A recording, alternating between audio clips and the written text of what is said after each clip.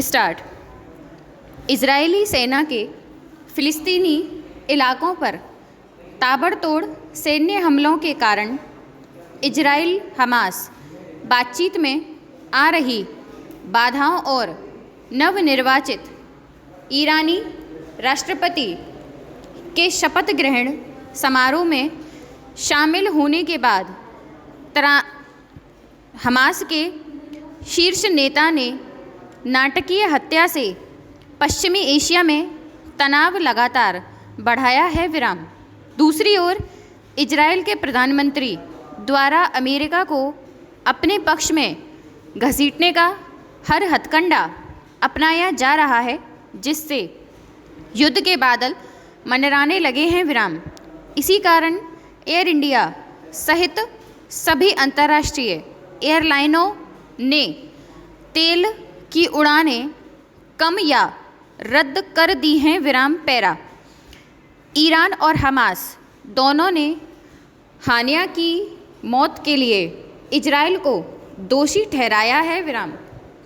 Iran द्वारा Israel पर जवाबी हमले की आशंका को ध्यान में रखते हुए भारत ने संयम बरतने का आह्वान किया है विराम, पर भारत का कूटनीतिक झुकाव किसी पक्ष की ओर नहीं है विराम।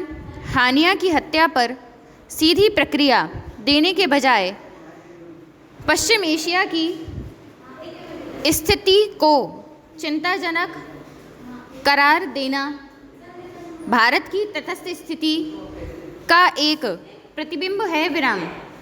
हालांकि कुछ आलोचक इससे अस्पष्ट नीति कहेंगे विराम।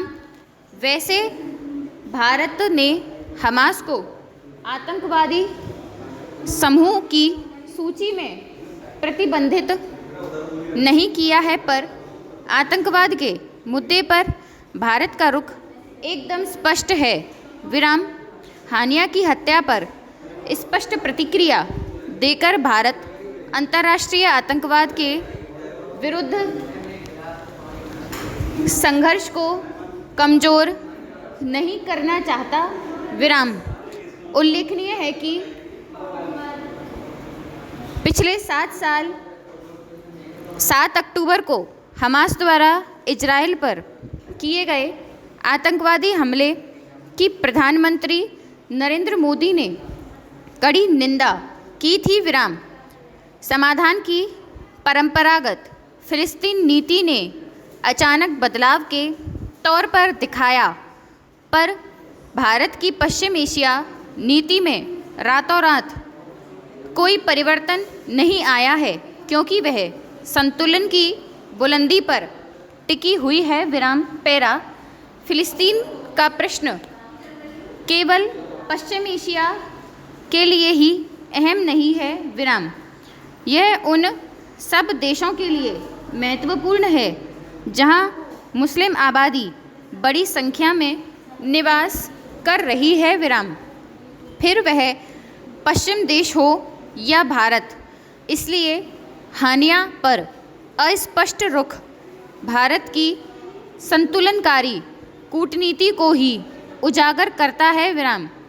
वर्तमान में भारत की पश्चिम एशिया नीति में आर्थिक कारक काफ़ी अहम हो गए हैं विराम। यदि अब भारत संयुक्त अरब अमीरात और संयुक्त अरब जैसे देशों से व्यापारिक और निवेश भागीदारी पर अधिक ध्यान देने लगा है, तो सुरक्षा के दृष्टिकोण से भारत के लिए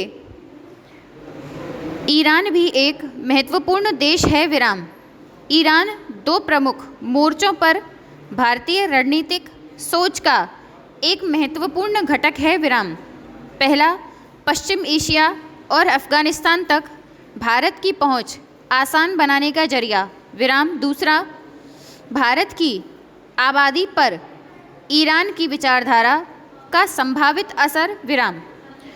दरअसल पश्चिम एशिया की विस्फोटक भू राजनीति केवल भारतीय विदेश नीति के विकल्पों तक सीमित नहीं है, यह भारत के घरेलू विमर्श में भी शामिल है विराम। क्षेत्र में सैन्य तनाव बढ़ने से रणनीतिक संतुलन बनाए रखना चुनौतीपूर्ण व दुविधापूर्ण होता जा रहा है विराम पैरा।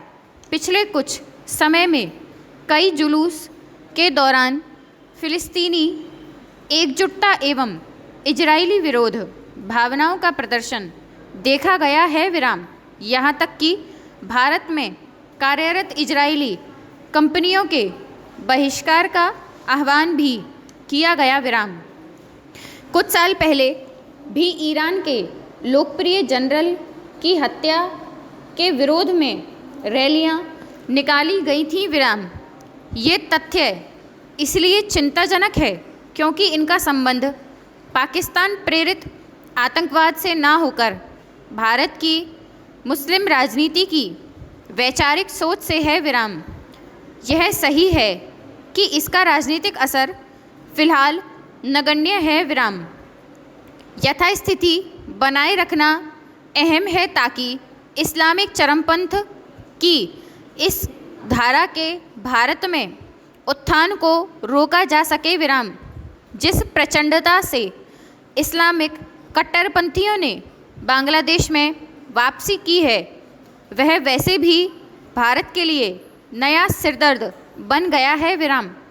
इसी पृष्ठभूमि में ईरान और इजरायल में बढ़ता तनाव भारत के लिए गंभीर चिंता का विषय है विराम। गौरतलब है कि अप्रैल में ही ईरान ने दूरदराज के लक्ष्यों तक पहुंचने में अपनी सैन्य तकनीकी क्षमता का शानदार प्रदर्शन किया है विराम। उस दौरान ईरान उसके क्षेत्रीय प्रॉक्सी गुटों द्वारा लॉन्च किए गए ड्रोन, क्रूज़ और मिसाइलों का लगभग एक ही समय में इजरायल पहुंचना विराम।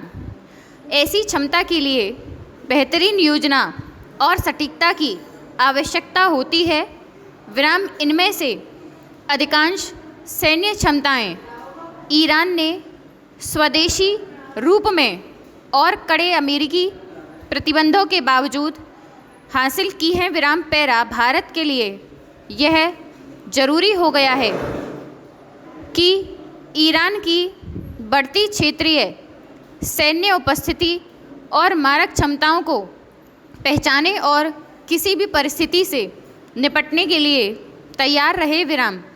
इतने लंबे समय से अनेक गुटों जिसमें हिजबुल्लाह प्रमुख रहा है उसके जरिए अपनी क्षेत्रीय महत्वाकांक्षाओं को पूरा कर रहा है विराम।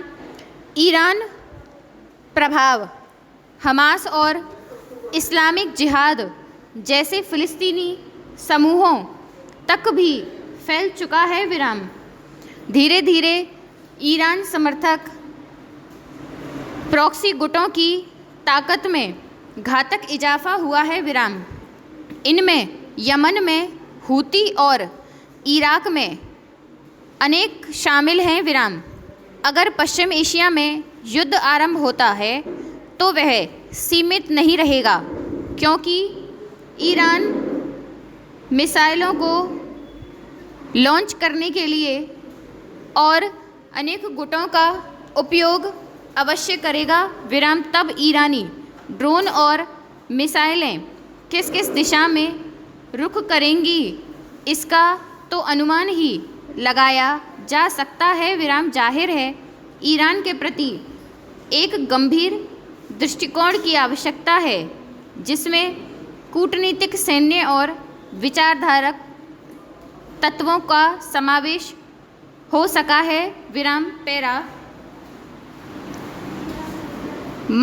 मौलिक मत में शिव दीन मित्र पहले हैं, कुबेर मित्र बाद में, दुखहर्ता पहले हैं, देवाधिदेव बाद में, मासूम पहले हैं, महाकाल बाद में, दयादाता पहले हैं, दंडदाता बाद में, कल्याणकारी पहले हैं, तांडवकारी बाद में विराम। इस प्रकार शिव का नाम कल्याण है।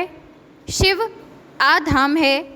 इस संदर्भ में स्पष्ट है कि शिव का पारमार्थिक प्रवाह है कल्याण विराम। शिव का नीतिगत निर्वाह है कल्याण विराम। शिव की रीतिगत रवानी कल्याण है, प्रीतिगत कहानी कल्याण है विराम। इससे सिद्ध होता है कि शिव का आध्यात्मिक स्वरूप भी कल्याण है विराम। पैरा वर्कप्लेस बैलेंस मानसिक स्वास्थ्य के महत्व को पहचानने के लिए होता है विराम। पिछले आलेख में चर्चा की गई थी कि किस प्रकार जुनून और संवेदनशीलता के साथ लीडर सफल नेतृत्व कर सकते हैं विराम। जुनून और संवेदना के सामंजस्य से लीडर न सिर्फ अपनी टीम और संगठन को बल्कि स्वयं की क्षमताओं को बेहतर बना सकते हैं विराम। नेतृत्व में संवेदनशीलता मात्र दयालु होने से कहीं ज़्यादा है। इसमें टीम के सदस्यों की बातें सक्रिय रूप से सुनना, उनकी चुनौतियों को समझना और ज़रूरत पड़ने पर सहायता प्रदान करना शामिल है विराम। एक संवेदनशील लीडर कार्यस्थल पर सुरक्षित और समावेशी वातावरण बनाता है जहां सभी कर्मचारी अपने विचारों और चिंताओं को व्यक्त करने में सहज महसूस करते हैं विराम। यह खुलापन विश्वास को बढ़ावा देता है जो किसी भी सफल टीम के लिए आवश्यक है विराम। स्टॉप।